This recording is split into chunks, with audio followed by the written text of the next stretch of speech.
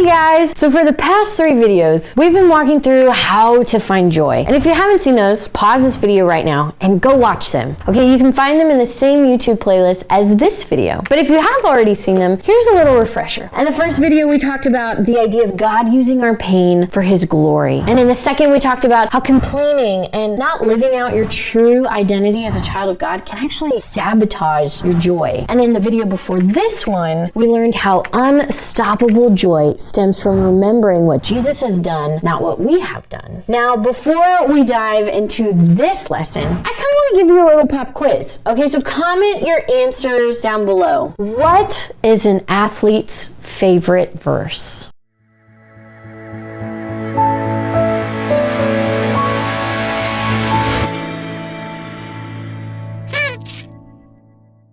If you answered Philippians 4:13, hit that like button because you'd be correct. And just look here. Okay, so athletes and other competitors, they love this verse. Some put it in their Instagram bio, but others are a little more bold and they wear it loud and proud on the court like Steph Curry or on the field like Tim Tebow. Many people, including athletes, tend to think this verse is talking about how to get what you want, how to win. They think it describes the secret to winning the game or the championship. But see, Steph Curry, he actually tweeted about this. He was fielding a lot of questions about whether God was going to help him win the NBA Finals. And instead of throwing out Philippians 4:13 out of context, he said this instead. Being a Christian athlete doesn't mean praying for your team to win. God doesn't give an edge to those who pray over those who don't. Hard work does that. He goes on to say that being a Christian athlete or not means giving all the glory to God, no matter the outcome, because you trust in His plan for your life.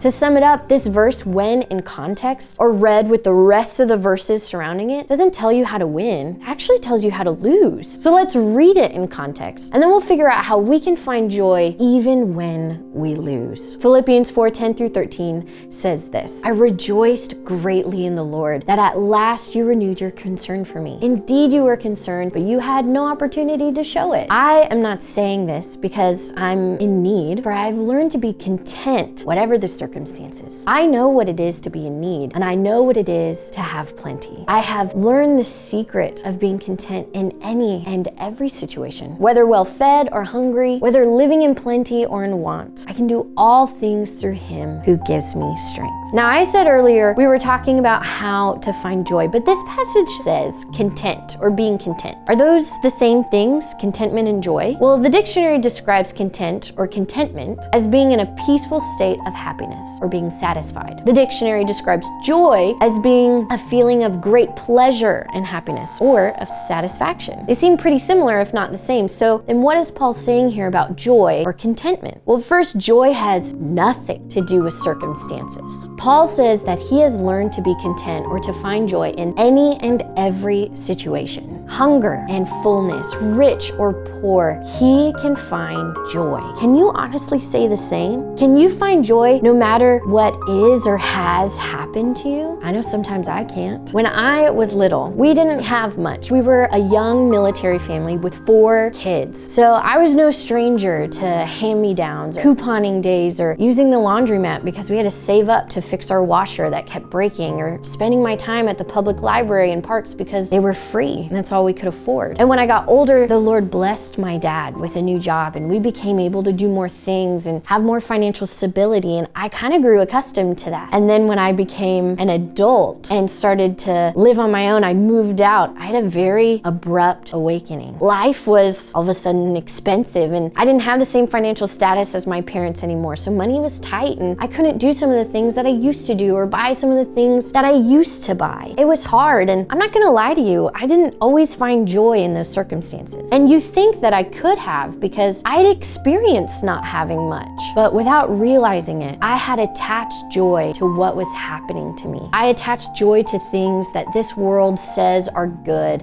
and are comfortable. But what happens if I don't have those things? Does that mean I can never find joy? No, not at all. Paul is trying to show us that circumstances don't have to define our lives. Our lives don't have to be determined by the things that happen to us, which is honestly great because a lot of things are going to happen to each of us in the course of a lifetime. You might get your dream job. And then a pandemic might happen 5 years later and your boss has to lay you off because they can't afford to pay you anymore. You might think that guy you're dating in college is gonna be your husband, but you fast forward a year or two, you guys aren't even friends on Instagram. You might lose a loved one or a friend. You might get injured and have to hang up your jersey for good. You might not end up in the life you always thought you wanted. But all of this, as painful as it is, as painful as it can be, it doesn't mean you can't find joy. Remember, Paul was writing this from the floor of a cold, wet jail cell. He was in the worst of circumstances, imprisoned for his faith, and still trying to show us that even then you can find joy because joy doesn't depend on your circumstances. Paul also tells us that joy has nothing to do with possessions. Do you think Paul had a lot in prison?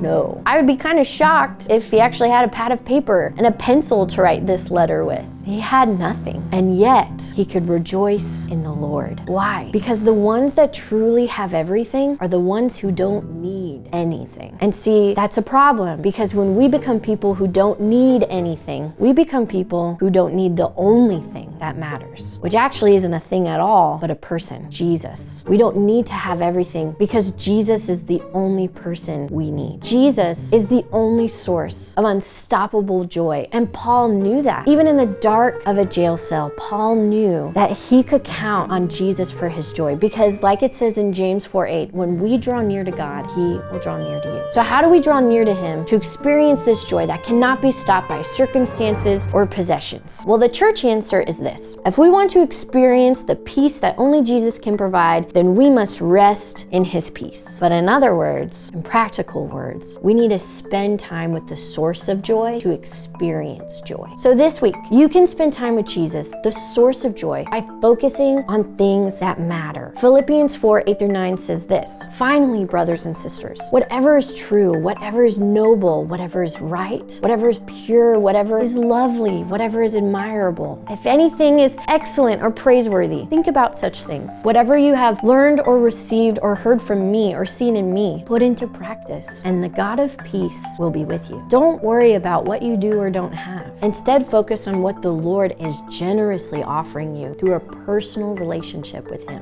I'm not going to sit here and tell you to ignore your circumstances. Some of you guys are facing incredibly hard trials, and it can overwhelm you and scare you, exhaust you, and feel hopeless at times. I understand that. I've been there. But let me leave you with this. Paul could have driven himself mad, etching the number of days he was in that jail cell onto the wall. He could have cracked his fingernails and made his hands bleed trying to dig a way out in the stone. But instead, he focused on the things that mattered. He centered his attention on Jesus. He continued to encourage and invest in others spiritually. He never stopped sharing the gospel or teaching others how to be a follower of Jesus. We saw in verse 10 that he actually rejoiced greatly in the Lord. Through all of these things, he learned to find joy no matter where he was, what he had, and what was happening to him or what was coming. Jesus is the source of joy. Having a personal and intentional relationship with him is how we find joy. And from that joy of knowing Jesus, we have the strength to bear all things.